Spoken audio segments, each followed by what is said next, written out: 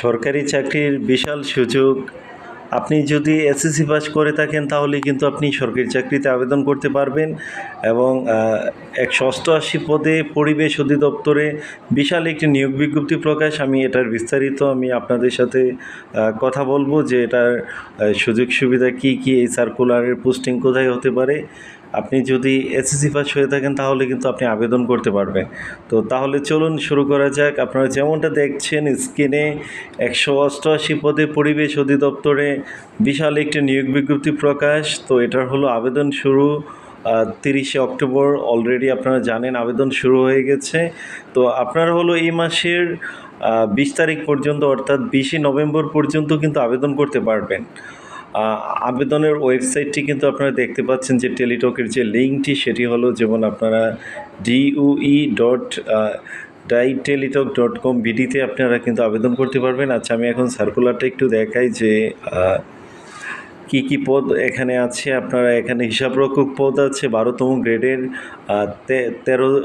13 জন নিবে হিসাবরক্ষক পদে। আপনি যদি যে কোনো স্বীকৃত বিশ্ববিদ্যালয় থেকে বাণিজ্য বিভাগ থেকে যদি আপনি স্নাতক ডিগ্রি অর্থাৎ ডিগ্রি পাস করে থাকেন যেই কোনো স্বীকৃত বিশ্ববিদ্যালয় থেকে বাণিজ্য বিভাগ থেকে, তাহলে আপনি আবেদন করতে পারবেন।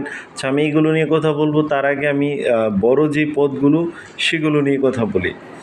এখানে আপনারা দেখতে পাচ্ছেন নমুনা সংগ্রহকারী কিন্তু 32 জন নেবে, 32টি পদ। এখানে কোনো স্বীকৃত বোর্ড হতে ন্যূনতম দ্বিতীয় বিভাগ বা সমমান জিপিএ সহ বিজ্ঞান বিভাগ থেকে উচ্চ মাধ্যমিক সার্টিফিকেট বা সমমান। এখানে আপনি যদি আলিম পাস মাদ্রাসা থেকে যদি আপনি বিজ্ঞান বিভাগ থেকে আলিম পাস করে থাকেন তাও কিন্তু আবেদন করতে পারবেন। এবং যে কোনো স্বীকৃত বোর্ড থেকে আপনি যদি বিজ্ঞান বিভাগ থেকে এইচএসসি পাস করে থাকেন তাহলে আপনি আবেদন করতে পারবেন। আচ্ছা, আরও একটি বড় পদ নিয়ে যদি আমি কথা বলি, এখানে দেখেন আপনারা দেখতে পাচ্ছেন ল্যাব অ্যাটেন্ডেন্ট 16 জন নেবে। এখানেও কিন্তু আপনি বিজ্ঞান বিভাগ থেকে এসএসসি অথবা দাখিল পাস করে থাকলে আবেদন করতে পারবেন।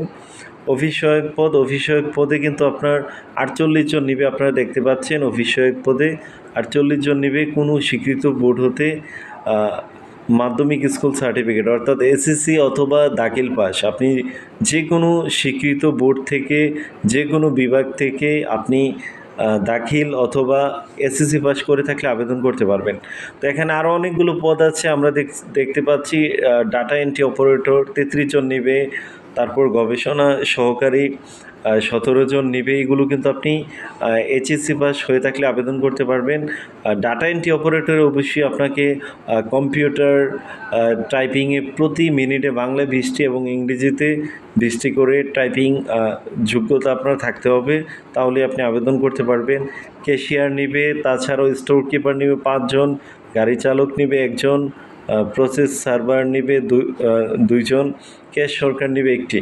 তো এছাড়াও আপনার এখানে লিপিকার কাম কম্পিউটার অপারেটর 11 জন নিবে, উচ্চমান সহকারী নিবে 3 জন, আর গবেষণা সহকারী 17। এগুলো তো বললাম। তো এই ছিল আপনার পরিবেশ অধিদপ্তরের 188 পদের যে বিশাল নিয়োগ বিজ্ঞপ্তি, সেটির বিস্তারিত। এখন আমি কথা বলবো যে আসলে এগুলোর পোস্টিং কোথায় হবে। তো পরিবেশ অধিদপ্তরের হলো তাদের অফিস বাংলাদেশের 64টি জেলাতেই তাদের অফিস আছে। তো আপনাদের হলো যে কোনো জেলাতে পোস্টিং পড়তে পারে। যারা বিশেষ করে বড় পদগুলো নমুনা সংগ্রহকারী, অফিস সহায়ক এবং ডাটা এন্ট্রি অপারেটর, তো এইগুলো হলো আপনার যে কোনো জেলাতে আপনার পোস্টিং পড়তে পারে। তো ভাগ্য ভালো হলে আপনার নিজ জেলাতেও পোস্টিং পাওয়ার সম্ভাবনা আছে। তো আপনারা যারা এখনও আবেদন করেন আবেদন করতে পারেন। তো আমি একটু আবেদন ফিটা কত সেটা আমি আপনাদেরকে জানিয়ে দিচ্ছি। আপনি যদি 20তম অর্থাৎ 17 থেকে 20তম গ্রেডের 50 টাকা, টেলিটক চার্জ হলো 6 টাকা, টোটাল 56 টাকা হলেই কিন্তু আপনি 17 থেকে 20তম গ্রেডে আবেদন করতে পারবেন। তাছাড়া 13 থেকে 16তম গ্রেডে যারা আবেদন করবেন তাদের হলো 112 টাকা গুনতে হবে।